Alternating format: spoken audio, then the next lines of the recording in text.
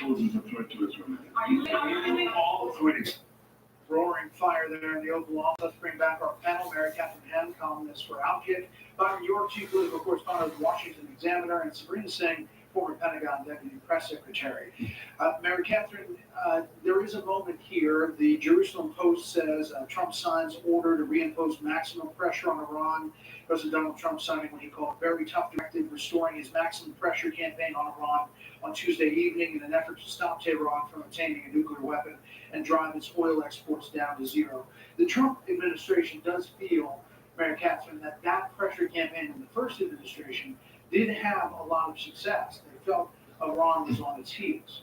Yeah, I think there is evidence that pressure worked and deference did not, and certainly subsidizing does not work to our advantage, and all these proxies have been wreaking havoc as a result of being too deferential. So there are a lot of shifts here. There's a shift in the way that Trump talks versus Biden. There's a shift in the fact that he takes more questions. He's doing the Oval Office, as Peter noted, he's quite chatty through the Oval Office, and now this. You hear this very real moral clarity on October 7th. You hear some bellicosity about Iran. It is a very different approach to doing this, and it's nice to see him name, for instance, American hostages who are held by Hamas. That was something that wasn't mentioned often during the last administration. And though I think he can have a tendency to try to make deals quickly, as might have been the case in this ceasefire and hostage exchange deal, it has been nothing short of miraculous to watch folks come home to Israel. And Netanyahu in the Oval Office gave credit to Trump for having a forceful take on that and making some of that happen. There you see Vice President Vance, again, talking to Steve Witkoff, the Middle East envoy, and Ron Dermer, former Israeli ambassador to the U.S., as well as other Israeli officials. Vice President Vance will be taking off to Europe on his own trip for the Munich Security Conference in a bit. Byron, I want to take you back to my interview with Bibi Netanyahu. This is in 2023 after I went to Saudi Arabia. This is about Iran specifically. What he was saying back then that matches kind of what he says now.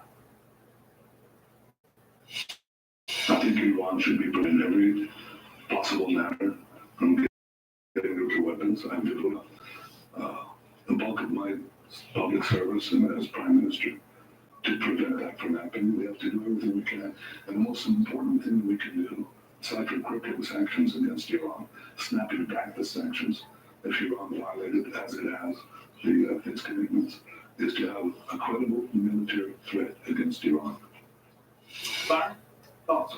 Absolutely. You know, back then, during your trip to Saudi Arabia, there was a lot of talk about building relations between Saudi Arabia and Israel, and it seemed as if in that pre-October 7th world that there could be a chance that actually could happen. It would be an extraordinary breakthrough. And now here we are after all of this war.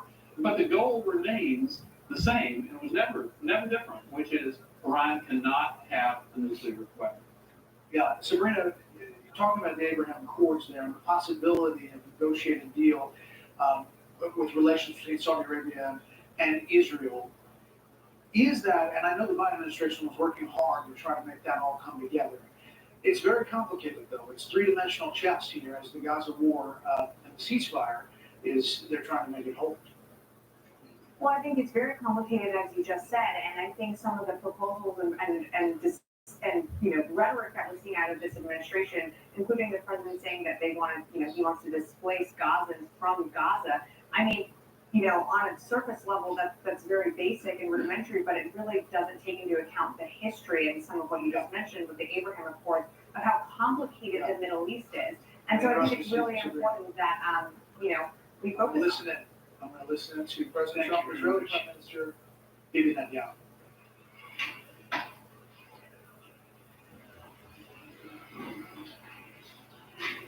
That's a lot of press. Congratulations, you bring them out. You really bring them out. Today, I'm delighted to welcome Israeli Prime Minister Benjamin Netanyahu back to the White House. It's a wonderful feeling, a wonderful event. We had fantastic talks, and thank you very much with your staff. He's the first foreign head of state to visit during our administration, and Bibi, I want to say it's an honor to have us. Over the past 4 years, the U.S. and The Israeli alliance has been tested more than any time in history. But the bonds of friendship and affection between the American and Israeli people have endured for generations, and they are absolutely unbreakable. They are unbreakable. I'm confident that under our leadership, the cherished alliance between our two countries will soon be stronger than ever. We had a great relationship. We had great victories together 4 years ago. Not so many victories over the past 4 years, however. In my first term, Prime Minister and I forged a tremendously successful partnership that brought peace and stability to the Middle East like it hadn't seen in decades. Together we defeated ISIS, we ended the disastrous Iran nuclear deal, one of the worst deals ever made, by the way, and imposed the toughest ever sanctions on the Iranian regime. We starved Hamas and Iran's other terrorist proxies, and we starved them like they had never seen before. Resources, support disappeared for them. I recognized Israel's capital, opened the American embassy in Jerusalem, and got it built, by the way. Built it too, just not only designated it, but got it built at a price that nobody's seen for 40 years. We got it built, it's beautiful, all Jerusalem stone, right from nearby, and it's something that's very special. And recognized Israeli sovereignty over the Golan Heights, something that they talked about for 70 years, and they weren't able to get it. I got it. And with the historic Abraham Accord, something that was really an achievement that was, I think, going to become more and more important because we achieved the most significant Middle East peace agreements in half a century, but the Abraham Accords in particular. And I really believe that many countries will soon be joining this amazing peace and economic development transaction. It really is a big economic development transaction. I think we're going to have a lot of people signing up very quickly. Unfortunately, for 4 years, nobody signed up. Nobody did anything for 4 years except in the negative. Unfortunately, the weakness and incompetence of those years, those past 4 years, the grave damage around the globe that was done, including in the Middle East, grave damage all over the globe. The horrors of October 7th would never have happened if I were president. The Ukraine and Russia disaster would never have happened if I were president. Over the past 16 months, Israel has endured a sustained, aggressive, and murderous assault on every front, but they fought back bravely. You see that, you know that. What we have witnessed is an all-out attack on the very existence of a Jewish state in the Jewish homeland. The Israelis have stood strong and united in the face of an enemy that has kidnapped, tortured, raped, and slaughtered innocent men, women, children, and even little babies. I want to salute the Israeli people for meeting this trial with courage and determination and unflinching resolve. They have been strong. In our meetings today, the Prime Minister and I focused on the future, discussing how we can work together to ensure Hamas is eliminated and ultimately restore peace to a very troubled region. It's been troubled, but what's happened in the last 4 years has not been good. I want to thank Prime Minister Netanyahu for working closely with my transition team, Special Envoy Steve Witkoff, who's here somewhere. Steve? Stand up, Steve, please. What a job you've done. What a good job you've done. What a fantastic job. National Security Advisor Mike Waltz. Thank you, Mike, for working so well with us. Thank you. We have, in addition, Marco Rubio, who is on the phone right now, listening to every single word that we say, and he's going to be great. And Pete, congratulations. And Scott, congratulations. I see you here. And Caroline's been doing a great job. She's really probably talking about more than anybody here. She's done a fantastic job, and thank you very much, Caroline. We're proud of you. But we'll only be satisfied when all of these problems are solved, and we have the team to solve them, and that's going to happen. And it's going to happen, I think, very quickly. I also strongly believe that the Gaza Strip, which has been a symbol of death and destruction for so many decades, and so bad for the people anywhere near it, and especially those who live there. And frankly, who's been really very unlucky. It's been very unlucky. It's been an unlucky place for a long time. Being in its presence just has not been good, and it should not go through a process of rebuilding and occupation by the same people that have really stood there and fought for it and lived there and died there and lived a miserable existence there.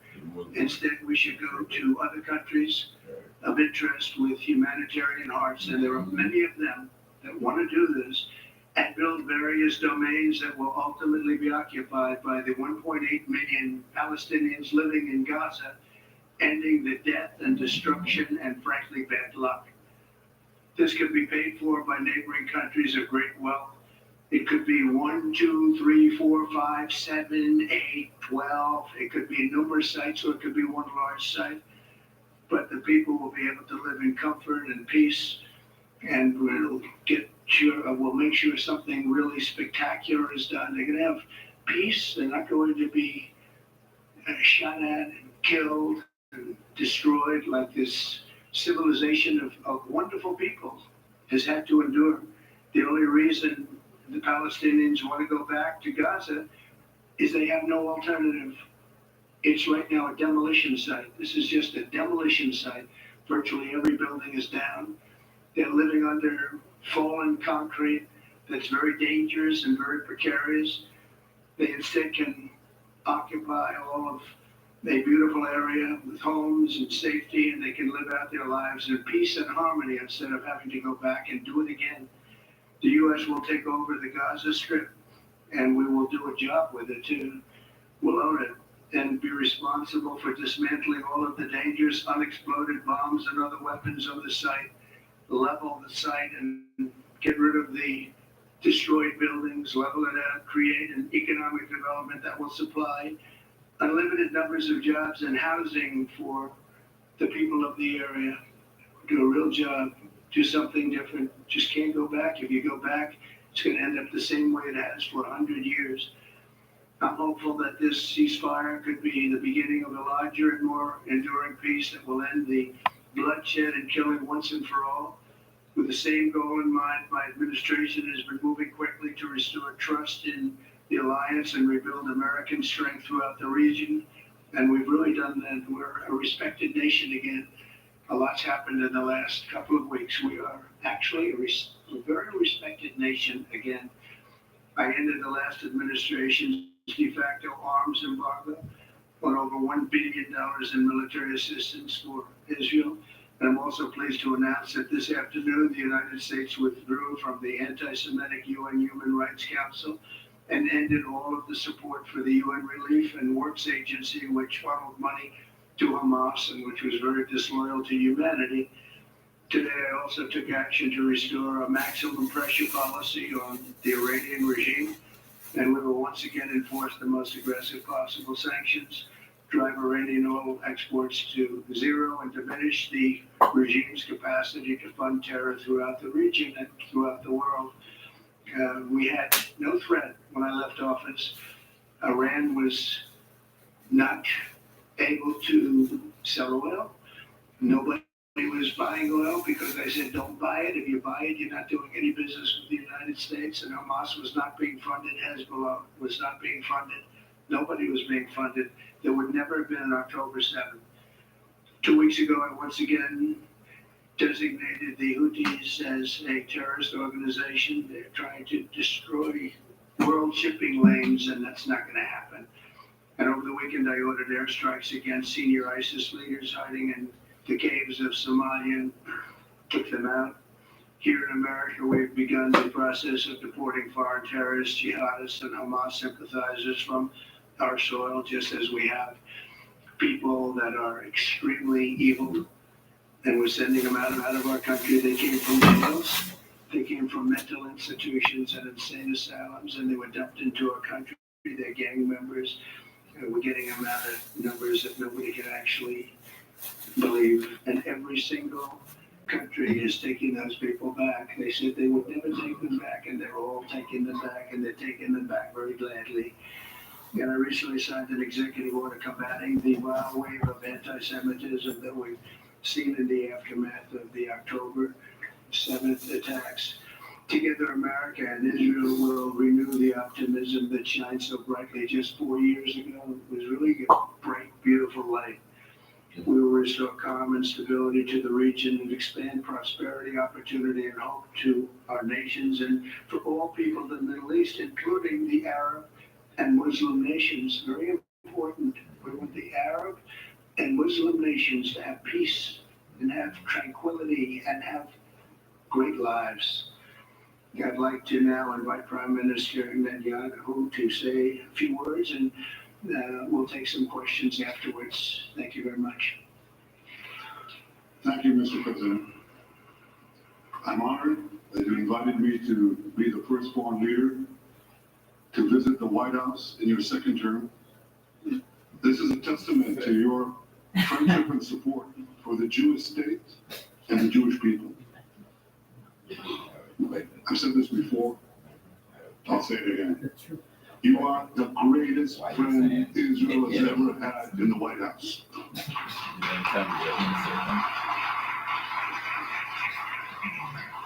That's why the people of Israel have such enormous respect for you.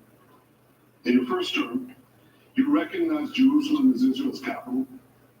You moved the American embassy there. You recognized Israel's sovereignty over the Golan Heights. You withdrew from the disastrous Iran nuclear deal. I remember we spoke about it. You said, this is the worst deal I've ever seen. I'm elected, I'm walking out of it. That's exactly what you did. And I think it speaks loudly for just common sense, just looking at things and seeing them as they are. And of course, you also brokered the groundbreaking Abraham Accords in which Israel made peace with 4 Arab states. We did this in 4 months. Nothing happened for a quarter of a century, but in 4 months, we were able to work it together under your leadership to have 4 historic peace accords.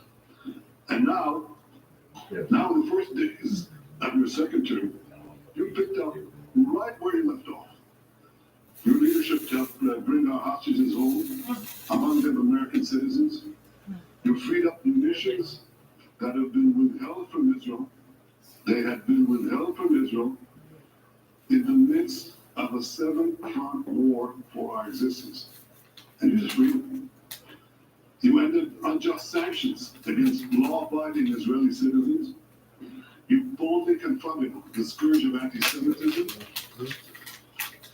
You stopped funding, as you just said, international organizations like UNRWA that support and fund terrorists.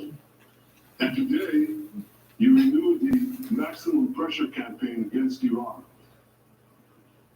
Ladies and gentlemen, all this in just 2 weeks. Can we imagine where we'll be in 4 years? I can. I know you can, Mr. President. For our part, we in Israel have been pretty busy too. Since the horrendous October 7th attack, we've been fighting our common enemies and changing the face of the Middle East.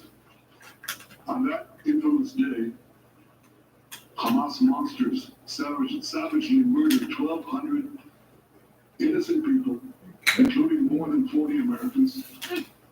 They beheaded men, they raped women, they burned babies alive, and they took 251 people hostage to the dungeons of Gaza.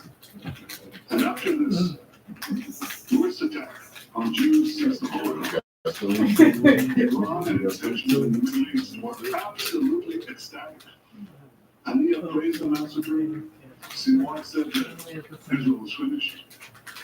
Nasrallah boasted that Israel was, here's what he said, as feeble as a spider's web. Well, Mr. President, Hamid is gone. Sinwar is gone. Nasrallah is gone. We've devastated Hamas. We decimated Hezbollah. We destroyed Assad's remaining armaments. And we crippled Iran's air defenses. And in doing this, we've defeated some of America's worst enemies. We took out terrorists who were wanted for decades for shedding rivers of American blood, including the blood of 241 Marines murdered in Beirut. We accomplished all this with the indomitable spirit of our people and the boundless courage of our soldiers. The Bible says that the people of Israel shall rise like lions, and boy did we rise. Today, the roar of the Lion of Judah is heard loudly throughout the Middle East. Israel has never been stronger, and the Iran terror axis has never been weaker. But as we discussed, Mr. President, to secure our future and bring peace to our region, we have to finish the job. In Gaza, Israel has three goals: destroy Hamas's military and governing capabilities, secure the release of all of our hostages, and ensure that Gaza never again poses a threat to Israel. I believe, Mr. President, that your willingness to puncture conventional thinking that has failed time and time and time again, your willingness to think outside the box with fresh ideas will help us achieve all these goals. And I've seen you do this many times. You cut to the chase.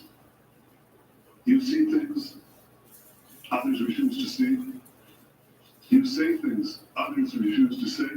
And after the jaws drop, people scratch their heads and they say, you know, he's right. And this is the kind of thinking that enabled us to bring the Abraham Accords. This is the kind of thinking that will reshape the Middle East and bring peace. We also see eye to eye on Iran. That's the same Iran. They try to kill us both. They try to kill you, Mr. President. They try through their proxies to kill me. We're both committed to rolling back Iran's aggression in the region and ensuring that Iran never develops a nuclear weapon. Mr. President, ladies and gentlemen, Israel will end the war by winning the war. Israel's victory will be America's victory. We will not only win the war, working together, we will win the peace. With your leadership, Mr. President, and our partnership, I believe that we will forge a brilliant future for our region and bring our great alliance to even greater heights. Thank you. Thank you very much, David. Very nice. Thank you. I'm JD Vance, everybody. JD, please, Vice President, stand up. He's been doing a good job. He's been working very hard on all things, but this in particular. We'll take some questions, please. Yes, ma'am, go ahead, please. Go ahead. Yeah, go ahead. Can globalization deal with Saudi Arabia be achieved without the acknowledgement of the Palestinian state? And I question for you too, Mr. Prime Minister. And Mr. President, given what you've said about Gaza, did the U.S. send troops to help secure the security package? So Saudi Arabia is going to be very helpful, and they have been very helpful. They want peace in the Middle East. It's very simple. We know their leader and their leaders very well. They're wonderful people, and they want peace in the Middle East.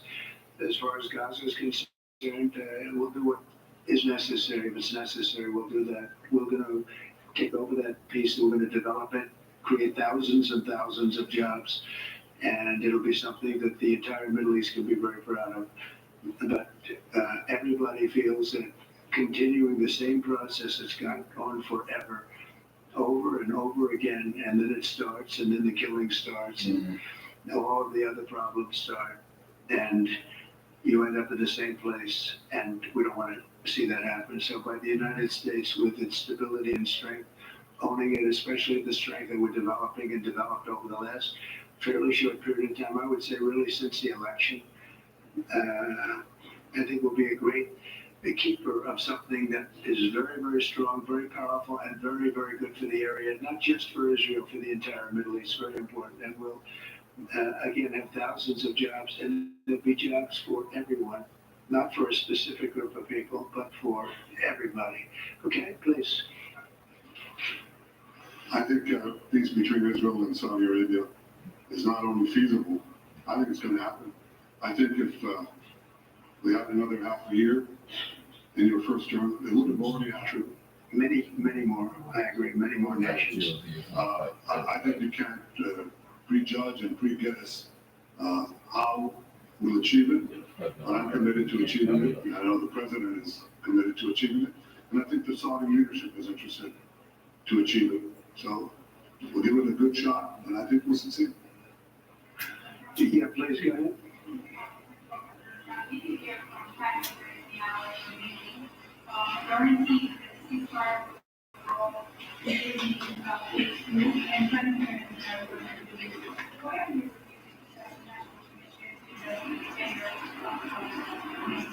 Well, I can't tell you whether or not the ceasefire will hold. We've done, I think, a very masterful job.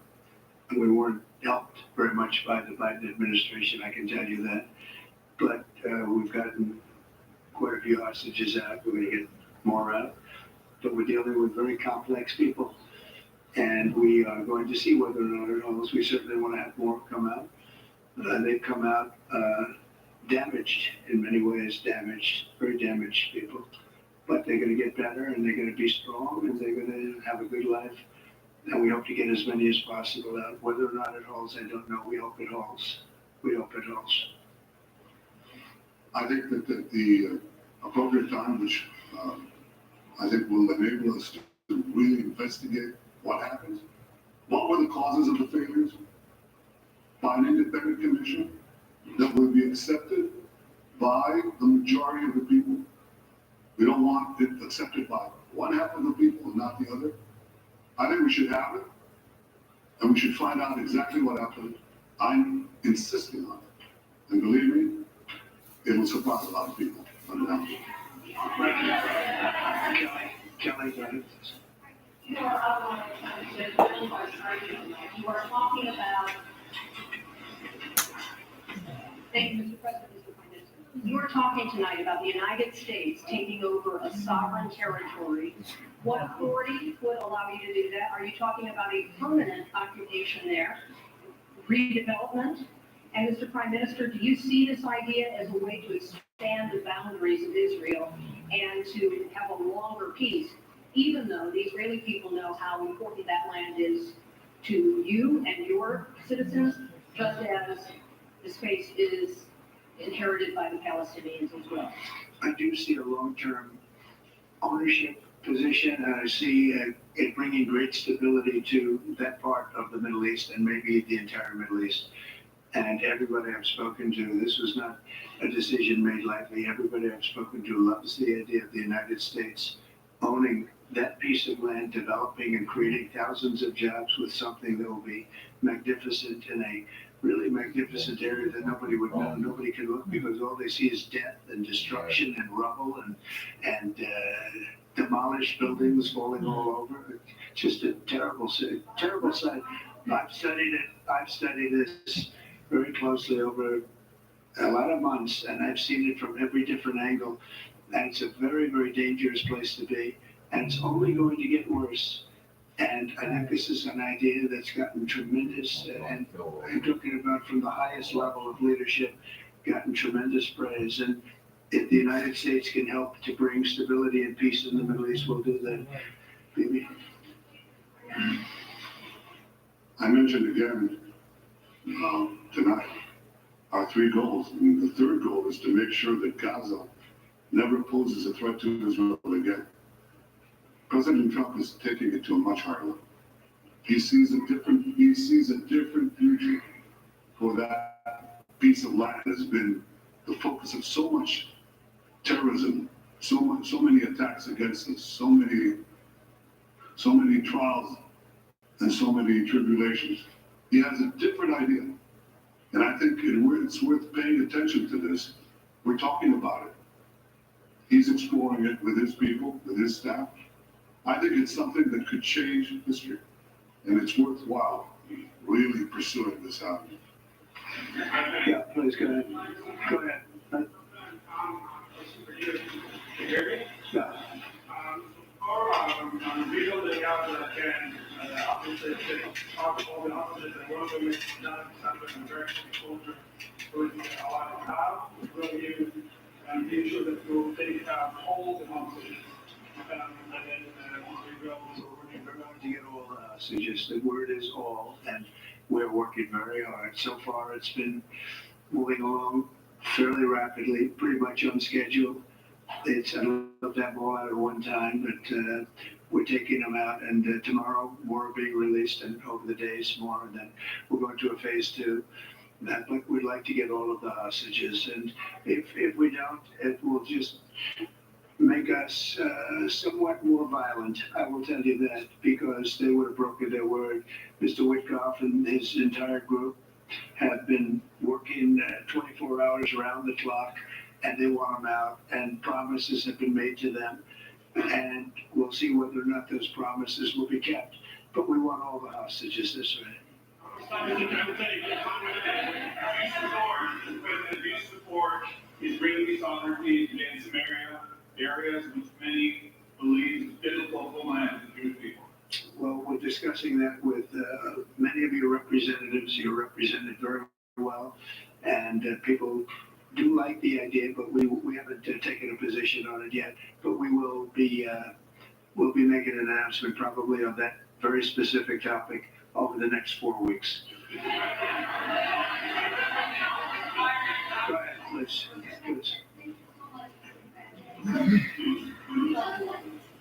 You just said that you think all the Palestinians should be relocated to other countries. Does that mean that you do not support a two-state solution? It doesn't mean anything about a two-state or one state or any other state. It means that we want to have, we want to give people a chance at life. They have never had a chance at life, because the Gaza Strip has been a hellhole for people living there. It's been horrible. The Hamas has made it so bad, so dangerous, so unfair to people.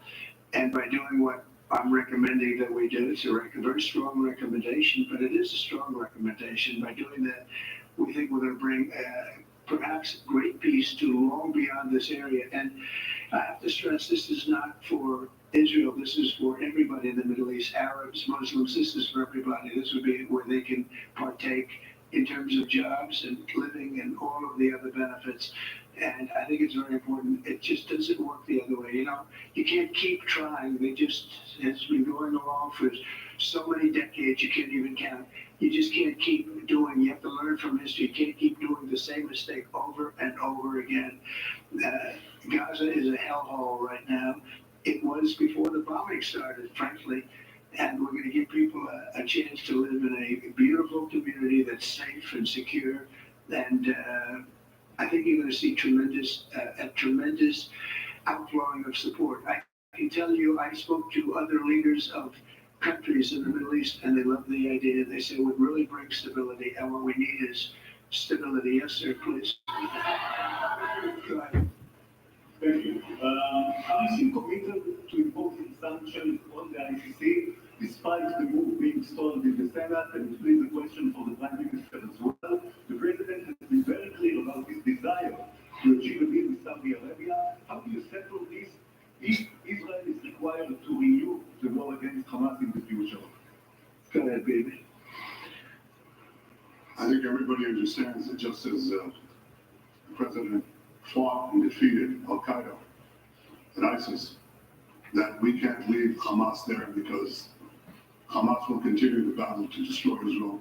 They'll do, you know, when in this temporary ceasefire, one of the leaders comes out, you know what he says? We're going to do October 7th again, except we'll do it bigger.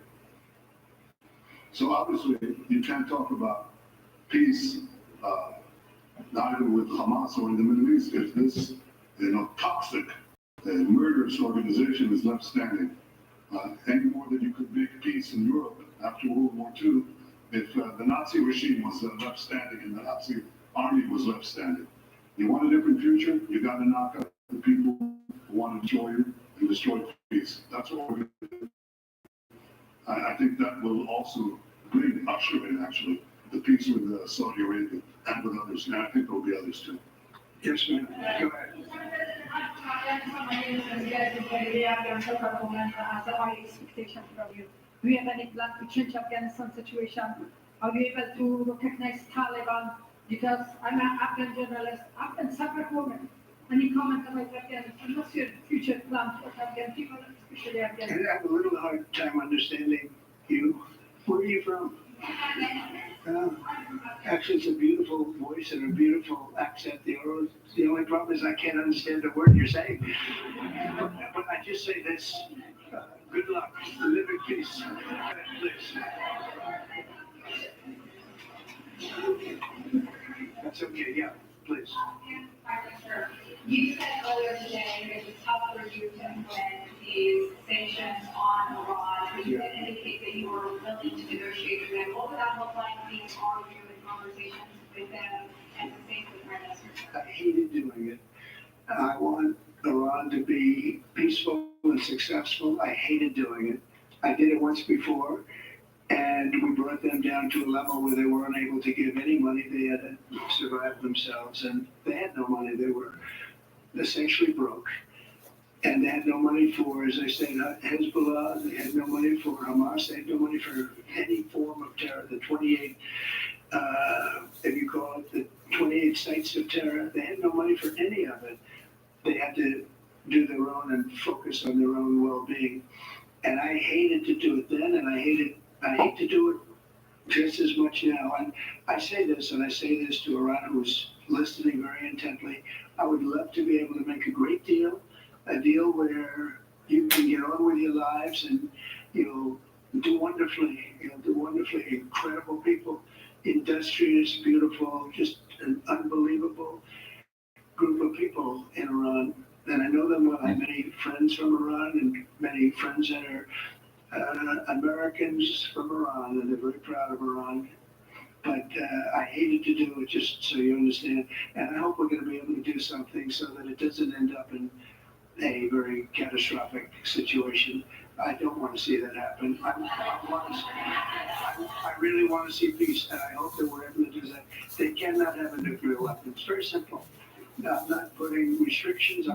They cannot have one thing. They cannot have a nuclear weapon. And if I think that they will have a nuclear weapon, despite what I just said, I think that's going to be very unfortunate for them. If, on the other hand, they can convince us that they won't, and I hope they can, it's very easy to do. It's actually very easy to do. I think they're going to have an unbelievable future. Yeah, please. Sir, go ahead. You just laid out your plan for Gaza. Yes. Can you lay out your plan for Ukraine and also For Ukraine. for Ukraine, yes, that you consider yourself a strong leader. You blamed your predecessor for letting Russia to take over Ukraine. Will you demand from Putin to get out of Ukraine, from the sovereign territory of Ukraine? So we're dealing right now on the subject. I don't want to spend a lot of time because we're here for another reason, but we are having very good talks, very constructive talks on Ukraine, and we're talking to the Russians. We're talking to the Ukrainian leadership. It would have never happened. That would have never happened. It should have never happened. I get reports every week. The number of soldiers, mostly soldiers now, the cities have been largely demolished. You talk about a very sad sight to see. We talk Gaza. Well, many of these cities look as bad as Gaza and worse, what's happened to them. And I want to see that end. And I want to see it end for one simple reason, the life of young people being absolutely obliterated on both sides. You probably have 700,000 Ukrainian soldiers dead, 800,000, maybe more Russian soldiers dead. It's very flat land, and the only thing that's going to stop a bullet is a human body. In this case, usually soldiers. And the numbers are staggering when you hear the real numbers in Ukraine, what the numbers are. And this doesn't include the cities that have been demolished and all of the people that were killed. So I want to see it stop. We're having very good talks, and I think we're going to get it. I think something will be, hopefully dramatically, it will rise above everything. You can't let this continue. This is an absolute slaughter that's taking place on the beautiful farmlands of Ukraine, and we have to stop it. We can't let this continue. It is a human tragedy, and we're going to try very hard to stop it. Yeah, please, go ahead. Thank you very much. Mr. President, what's your view about the possible equal regional changes you want to do? And working with the Prime Minister, what's your view on President Trump wanting to reach deal with Iran and open up for active minister status quo? I think the president just said something that I think is the pivot of everything that we're talking about. He said Iran cannot have a nuclear weapon. And we fully agree with that. If this goal can be achieved by a maximum pressure campaign, so be it. But I think the most important thing is to focus on the goal, which the president just did, and I fully agree with it. Well, I said it, and he said it very well. It's a campaign of pressure to see if we can get something done. He doesn't want to do what some people think will automatically happen because they're very difficult people to deal with, as you know. But if we could solve this problem without warfare, without all of the things that you've been witnessing over the last number of years, it would be, I think it would be a tremendous thing. Go ahead, please. Do you have any next Israel? Tunisia where? Oh, well, I love Israel. I will visit there, and I'll visit Gaza, and I'll visit Saudi Arabia, and I'll visit other places all over the Middle East. The Middle East is an incredible place, so vibrant, so it's just one of the really beautiful places and with great people. And I think a lot of bad leadership has taken place in the Middle East that's allowed this to happen. It's just terrible. And that includes on the American side, by the way. We should have never gotten in there a long time ago, spent trillions of dollars and created so much debt. So that includes Americans, but yeah, I'll be visiting a lot of different places in the Middle East. I've been invited everywhere, but I will be visiting some, yeah. Okay. Let's go. Caitlin, go ahead. Thank you so much, President Trump. Just to follow up on what you were saying there. Say it, go ahead. Just to follow up on what you were saying about the jobs leaving Gaza, going to other countries. One, where exactly are you suggesting that they should go? And two, are you saying they should return after it's rebuilt? And if not, who do you envision living there? I envision the world, people living there, the world's people. I think you'll make that into an international, unbelievable place. I think the potential of Gaza Strip is unbelievable. And I think the entire world, representatives from all over the world will be there, and they'll live there. Palestinians also. Palestinians will live there. Many people will live there. But they've tried the other, and they've tried it for decades and decades and decades. It's not going to work. It didn't work. It will never work. And you have to learn from history. History is, you just can't let it keep repeating itself. We have an opportunity to do something that could be phenomenal. And I don't want to be cute. I don't want to be a wise guy, but the Riviera of the Middle East, this could be something that could be so great. This could be so magnificent. But more importantly than that is the people that have been absolutely destroyed that live there now can live in peace in a much better situation because they're living in hell. And those people will now be able to live in peace. We'll make sure that it's done world class. It'll be wonderful for the people.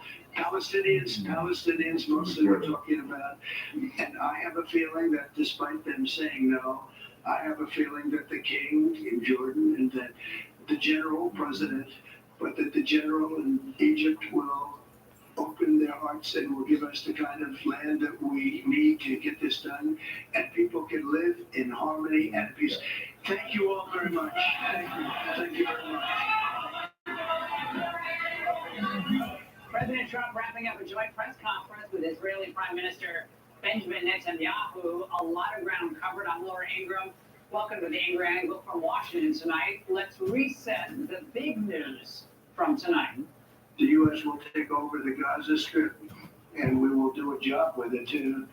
We'll own it and be responsible for dismantling all of the dangerous unexploded bombs and other weapons on the site, level the site and get rid of the destroyed buildings, level it out, create an economic development that will supply unlimited numbers of jobs and housing for the people of the area. Do a real job, do something different. Just can't go back. If you go back, it's going to end up the same way it has for 100 years. Joining me now is Victoria Coates, former Trump Deputy National Security Advisor. Victoria, this has been another day of just nonstop news.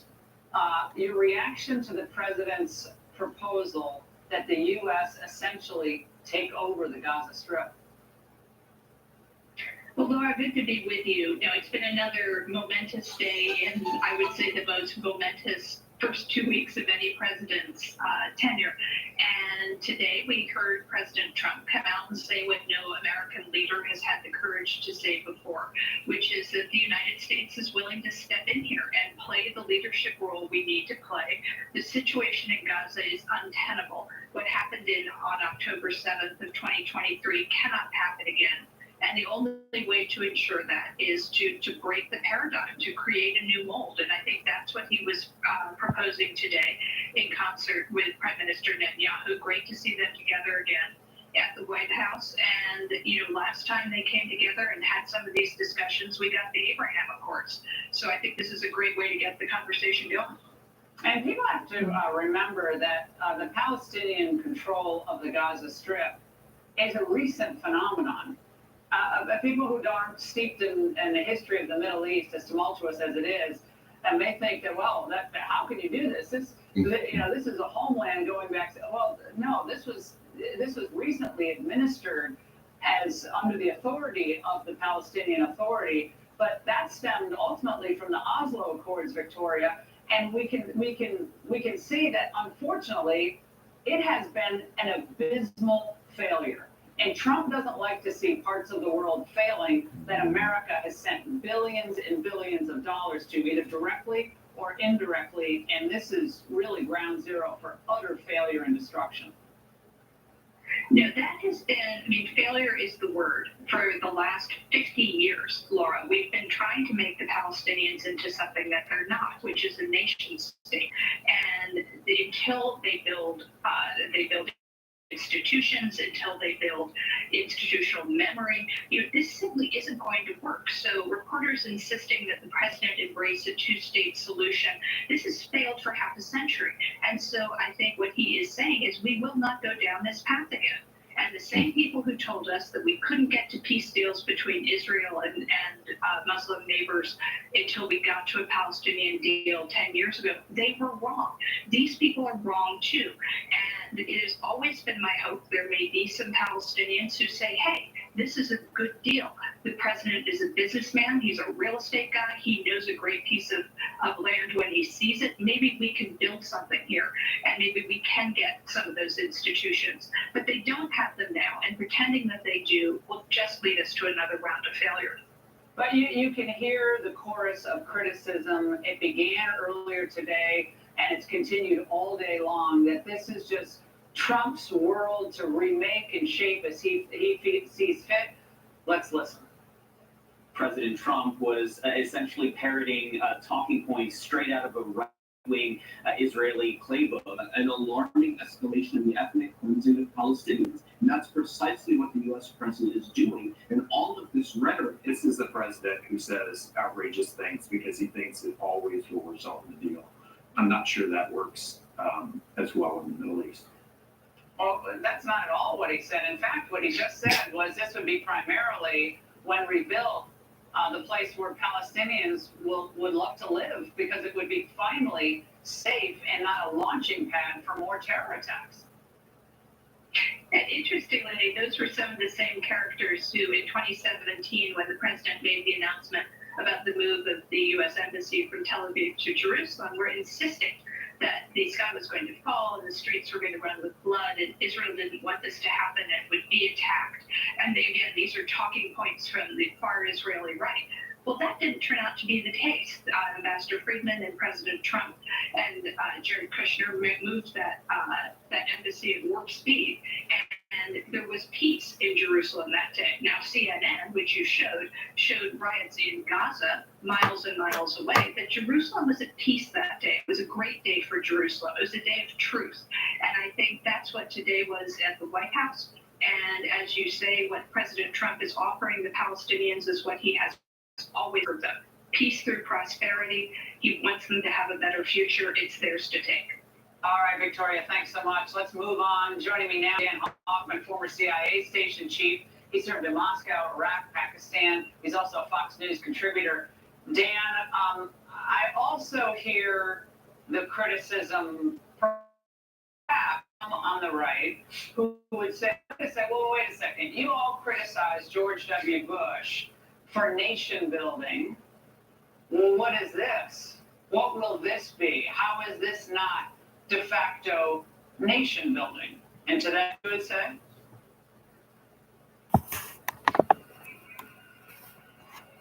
I guess Dan can't hear us at the moment. We'll grab him back in a moment. But let's go to Charlie Hurt, of course, co-host of Fox and Friends Weekend. Charlie, I think you may have heard what I just said. How would this not also be considered at least perilously close to nation building?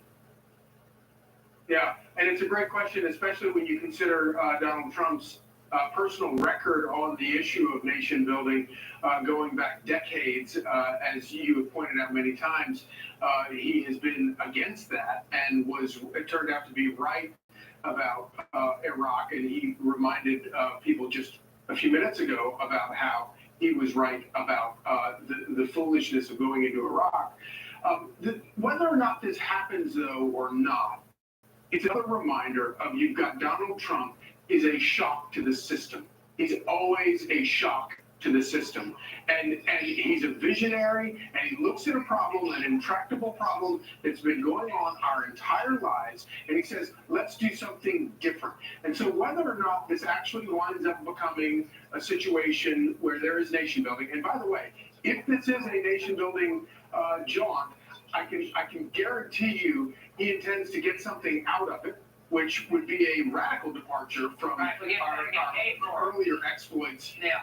Yeah, exactly. He's as he said, he's going to turn it. It wants to turn into the Riviera of the Middle East. And if it's the Riviera of the Middle East, he will own it. And as he said, he will own it. And he wants the Americans to get something out of it. But again, I just keep going back to the initial part of this, which is it is Donald Trump looking at an intractable problem and coming up with a completely new, unthought of solution that tends to sort of break free people's old calcified thinking. As Bibi himself said a minute ago, after Donald Trump proposes a solution, and after they pick their jaws up off the floor, they scratch their heads and say, oh, wait a minute, maybe this makes a lot of sense. And I just think that this is kind of interesting. What we saw tonight is a historic thing, and I don't know, when Americans are building monuments to Donald Trump as the most consequential president of the past 100 years, I don't think our grandchildren will fully appreciate just how consequential the guy is, and just what a radical departure he is from both Democrats and Republicans of the past 100 years who have been presidents who are cautious and careful. And this guy wants to be consequential and solve problems. Well, I think it's so foreign to us to hear this, that, wait a second, we actually may solve a problem. We actually may make money on it. Like that's a bad thing for the United States to get repaid for the tens of billions of dollars just in the last few years we've dumped into the Middle East, and the trillions we've spent over the years. When we go to Iraq, we break it, and then we don't get the oil leases or any of the rebuild. And meanwhile, we leave our equipment there, tens of billions of dollars in Afghanistan. For what? What did we get in either of those places except a massive refugee crisis in Europe, the creation of ISIS, and a stronger Iran? So that didn't work, everybody watching. That was a failure. Trump's trying something new. The details are going to matter here, right? Because I think if the Democrats get control in the midterms, you can expect, and I'm going to get into this, I think, later if we have time, subpoenas are going to start flying. They're going to talk about self-dealing contracts. They are going to try to nail Trump to the wall if they lose the House of Representatives. So they better do this right. It's early stages. We'll see. But I like the fact that it's not money down a rat hole and a launching pad for terror, which is what we've had and we've dealt with for so many years, and I think Americans are sick of it. We don't want to be bogged down in the Middle East, and if this is a way to get out of that, then that's a good thing. And of course, Laura, this comes at the end of a Tuesday on which he has troops to the border, ending the human catastrophe that the previous administration left him. It's on a day that he has shut down the USAID, and on the day he has instructed his education secretary to shut down the department that he's just made her the secretary of. All in one day, on the second Tuesday of his administration. Yeah, this is dodgeball for the bureaucracy. They're like, which one are we going to take now? Charlie, great to see you. They don't know where to go. Yeah, thanks, man, for coming on with us. All right, joining me now, Fox News senior White House correspondent Peter Doocy. Peter, we were starting the show with an angle about DOGE and what they are up against and what they're doing. We then went to this story. Now it's going to be the Riviera on the Gaza Strip. This is where we are at the end of a day.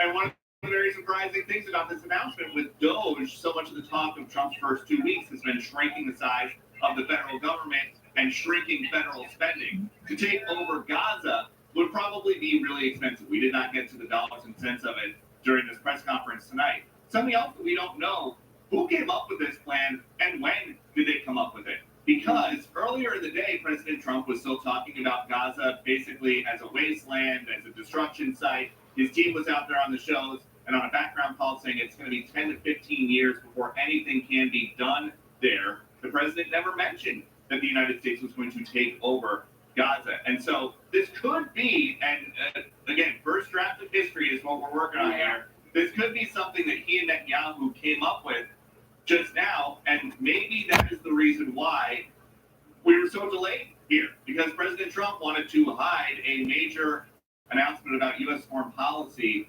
in his prepared statement before taking questions. But it's something, over the last couple of weeks, we have heard the president say that he thinks Gaza is beautiful and they have the best weather. Today, as you mentioned, Riviera in the Middle East. It sounds like he's been talking about it like somewhere that they should build his sandals. And now he's talking about it like somewhere that the United States should go plant a flag. Yeah, it's a big leap from hotel development for Western interests that could maybe bring some stability to the area to a U.S. takeover of Gaza.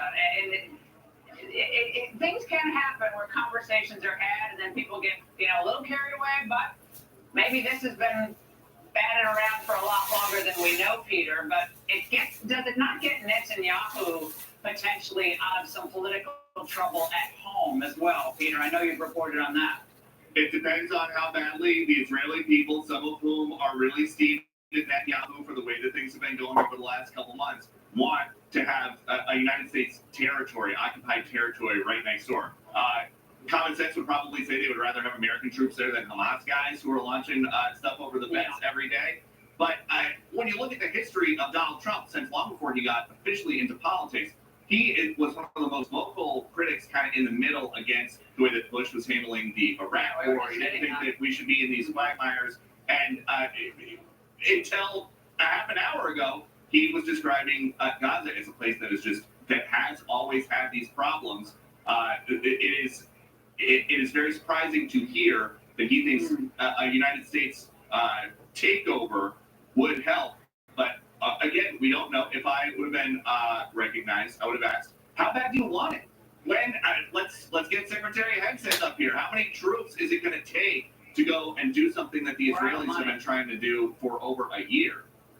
Yeah, we're out of money, and I guess the thought would be we'd make money there, but the criticism, Peter, which I know we're going to hear, is does this mean you're a flip-flopper on nation building? That's the criticism. I'm sure they're going to get ready for that and have an answer for it, but that's going to require some hair splitting. But maybe expansion is the theme of Trump 47, Panama Canal, Canada, Greenland, Gaza. Don't know what it's going to be next week.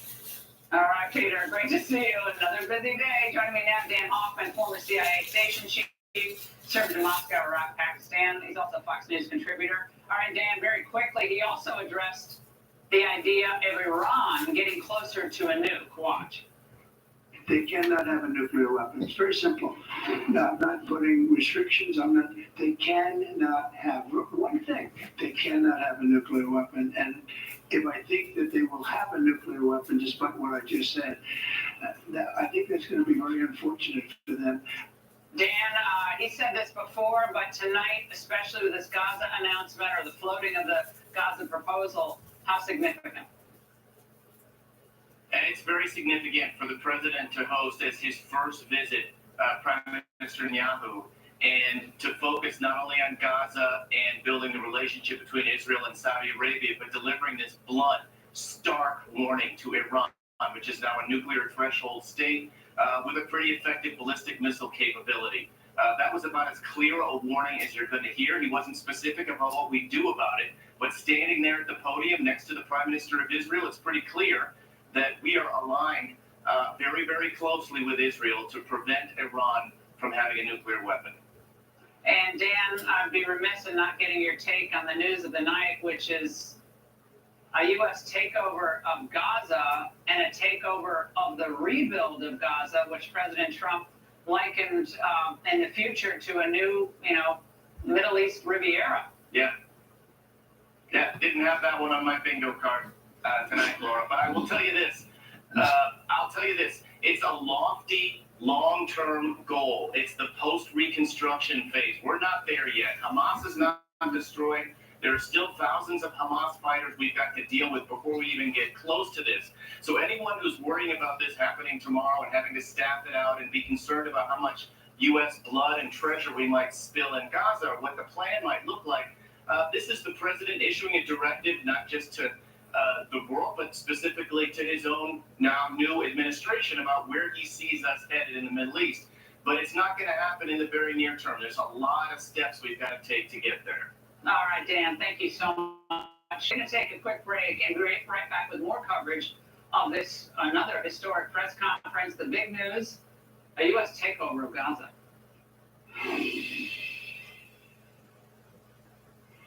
Experience the rich maritime heritage and culture of the Maine coast and New England islands with American Cruise Lines, the leader in U.S. small ship cruising. Aboard our modern fleet, explore scenic New England landscapes, seaside villages, and historic harbors where you can experience local customs and cuisine. Visit AmericanCruiseLines.com or call for a free cruise guide. Nobody wants to put a new roof over their head. It's too expensive. And if they can extend the life of that roof and get 5 more years or 10 more years, it's a no-brainer. What RoofMax does is it helps people in that they don't have to spend that $15,000, $20,000 on a new roof. They can spend pennies on the dollar. The RoofMax product was a small percentage of the cost of replacing the roof. This is a great financial decision for us as a community. When we pull people out in the street and ask them about their hearts, how's your heart? My heart's pretty good. You sure? How do you know? You're driving a car, you have the check engine light, but the heart doesn't have a check mark sign. With Cardio Mobile, you can take a medical grade EKG in just 30 seconds from anywhere. Cardio Mobile is proven to detect atrial fibrillation, one of the leading causes of stroke. Cardio Mobile is available for just $74 for a limited time only. Don't wait. Get one for yourself or a loved one at cardio.com or Amazon today. I'm an artist and I'm in my studio. I'm hearing the ads about Relief Factor, and I've got pain in my neck and it's getting worse. And I'm thinking, well, I'm going to go ahead and order this. 2 weeks later, and I've got much better range of motion. I'm able to carry these big canvases around. I'm just very, very grateful that I gave the product a try. If pain is affecting your life, give Relief Factor a try. Call or go online. Get your 3-week quick start for only $19.95. Fight pain naturally with Relief Factor. TheraVital Advanced has been such a game changer for me. TheraVital Advanced reduces wrinkles and promotes weight loss. My skin looks healthier. I literally shed a few pounds in the first couple of weeks. Learn more at trytheravital.com. Life insurance is too important to put off another day. That's why SelectQuote makes getting coverage you need easy. Now get up to a $2 million policy with no medical exam and same-day coverage. Visit SelectQuote.com now. Every day, bumps and bangs happen. Bruises are optional. Used daily, dermatologists recommended Derman Moisturizing Bruise Cream can help restore your skin's natural barrier and reduce the appearance of bruises. If you have mature skin and bruise easily, get Derman Moisturizing Bruise Cream in the first aid aisle and get back to having way too much fun. This administration is moving at political light speed. From barracks to executive orders, Jesse is following all of President Trump's big moves tonight on Primetime. When things go sideways, will you be prepared? I want to introduce you to the Patriot Power Generator 2000X. Use the endless free power of the sun to power lights, your TV, medical equipment, even run your fridge. And that's without gas, fumes, or noise. Go to 4patriots.com. You'll get a solar panel included free, double the capacity, expandable for more power, and more outlets than ever. This is about peace of mind. Get your solar generator and free panel at 4patriots.com. As you plan for retirement, you have a tax issue on the horizon. By being proactive, you may be able to keep more money in your pockets and leave a legacy for your loved ones. The Tumor Financial Retirement Checkup shines a light on areas of concern while helping you make important retirement decisions. For a limited time, we're offering the Tumor Financial Retirement Checkup for those who have saved $500,000 or more for retirement. Call us at 860-650-2132 or go to tiacheckup.com. I'm a killer, but I wasn't born this way. I was made. The code is to make sure you are different from the people that you're killing.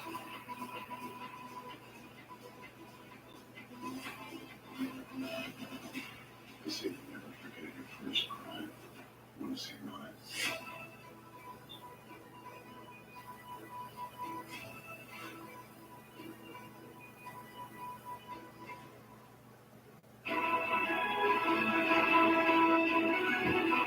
We have an opportunity to do something that could be phenomenal. And I don't want to be cute, I don't want to be a wise guy, but the Riviera of the Middle East, this could be something that could be so great, this could be so magnificent. But more important, perhaps one of the most consequential presidential news conferences in decades. Trump is once again, without a doubt, upset the apple cart, set in motion a new era of what he hopes is reconciliation by calling out the old thinking on Gaza and Israel and putting everyone in the Middle East on notice. Joining us now, Matthias Döpfner, who's the CEO of Axel Springer, author of Dealings with Dictators, who's done a lot on the Israeli issue. It's great to see you, Matthias. First, your reaction to Trump's plan to relocate the Gazans and take over Gaza for rebuilding. Thanks, Laura, for having me on. So what exactly a takeover means, I don't know. But one thing is for sure, if you start a war in terror, you should be not rewarded for that. And so it's also not unusual in history that if you start a war and you lose it, that you lose territory. I think it is, in any case, a possibility to stabilize the situation. I'm very much in favor of the concept to free Palestine from Hamas. And if that move contributes to that, maybe it stabilizes the situation. It reminds me a little bit of the decision at the beginning of last administration of Trump when he moved the embassy to Jerusalem. The world said, well, now the Middle East is going to explode. The opposite happened, so let's see. Well, and with the Abraham Accords and everything that he tried to do to change this dynamic that has been so deadly for so long, and I think there's a weariness, Matthias, on the part of the American public about the Middle East, and it's understandable. And as we are aligned with Israel strongly, there's still a deep weariness about the money we spent and about the bloodshed that continues. Well, I very much understand that, and I have to tell you, Laura, that for us, Axel Springer, the company, this is a very particular topic. I mean, this company was founded on the ashes of the Holocaust. We have core values in our company. One of them is the support of the state of Israel and the Jewish people and the fight of all forms of anti-Semitism. And to see how this horrible attack on October 7th led to a global rise of anti-Semitism, that is totally inconceivable. And is really turning upside down perpetrators and victims. And perhaps in that spirit, it is not about one specific conflict. It's about a very, very fundamental principle. It's about the defense of a free society model. And that's very much also in our own interest as Americans and as Europeans. And Germany's response to this, I mean, with all the domestic politics that we're watching with AfD and the parties jockeying for power in Germany, the wrestling with populism versus the old Christian right and the old guard social democrats, what do you expect the reaction among the elites in Germany? Well, I think in Germany, given its history and its horrible deeds during the Second World War, the Holocaust, there is a consensus, a bipartisan consensus, that we support the right of existence of Israel. Then, of course, you have lively debates about decisions of specific government, but this general idea, I think, is very profound, and I think that's not going to change. Well, I'm looking forward to our further conversations about how the EU will work ultimately with President Trump, contrary to all the predictions of doom and gloom. Matthias, thank you so much for joining us. Great to have you on. All right, and this is a Fox News alert. Trump's nominee for Attorney General Pam Bondi was just confirmed by a vote of 54 to 46. Joining me now, Chris Bedford, author of Beltway Brief. Chris, lone Democrat to vote for Bondi was Senator Fetterman of Pennsylvania. It's frankly despicable that more Democrats didn't vote for her. She's eminently qualified for this job, which once again shows you that this is about politics with the minority party right now. It is, and I actually wrote a Beltway Brief newsletter about this on Monday, where if you compare to Biden's picks, there are all of his cabinet picks up through this week of February 2021. Only 2 Republicans voted against all of them, as Senator Ted Cruz and Josh Hawley, neither of whom were ranking members at the time or committee chairs at the time. Now, if you look at it, there are a dozen Democrats, including ranking members and powerful Democrats, who pretend to ask serious questions of nominees, who have voted against every single one of Donald Trump's nominees. They don't care about him having a cabinet. Right now, they're talking about holding up nominations to the State Department so that money can go to foreign countries. We are dealing with an extremely obstructionist party. Well, and we always think that the midterms are going to be bloodletting for Republicans because the party in power often loses seats in the midterms.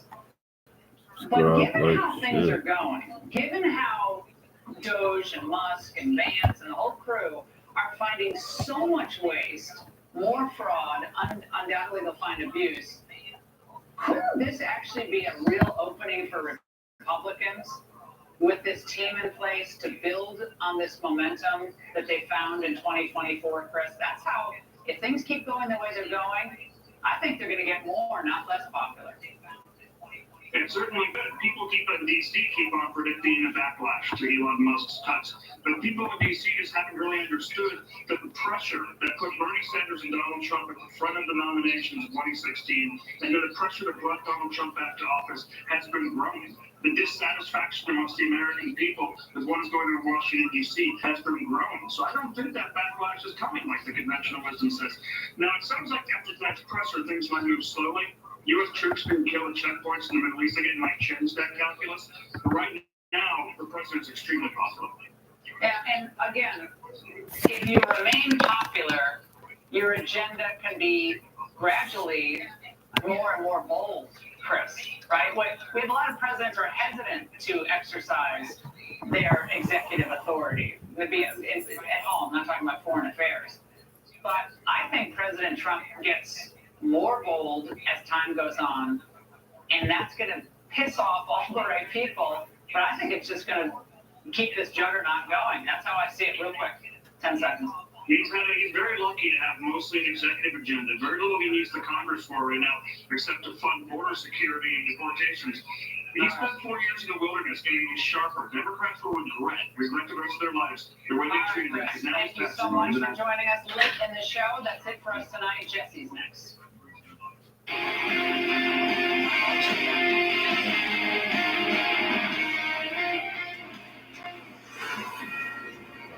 Fox News alert. Donald Trump just wrapping up a joint news conference with Israeli Prime Minister Netanyahu.